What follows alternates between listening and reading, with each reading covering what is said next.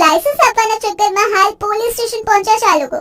જી હા, સુરત એસઓજી પોલીસે એક એવી ગેંગને ઝડપી પાડી છે જે 7,000 રૂપિયામાં ઘરે બેઠા લર્નિંગ લાયસન્સ આપવાનો વેપલો કરતી હતી। આરટીઓના નામે ચાલતા મોટા કૌભાંડનો પર્દાફાશ થતા ફાળ પડી છે।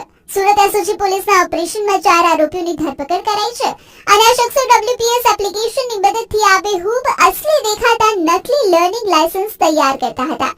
પોલીસની તપાસમાં એવા પણ લાયસન્સ મળ્યા છે જેમાં ફોટો એક જ વ્યક્તિનો હોય પરંતુ નામ અને સરનામા અલગ અલગ હોય।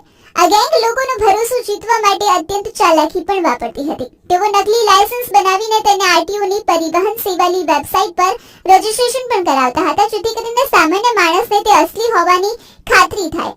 પોલીસે આ ગેંગ પાસેથી તે નકલી લર્નિંગ લાયસન્સ અને અન્ય સાહિત્ય કબજે કર્યું છે।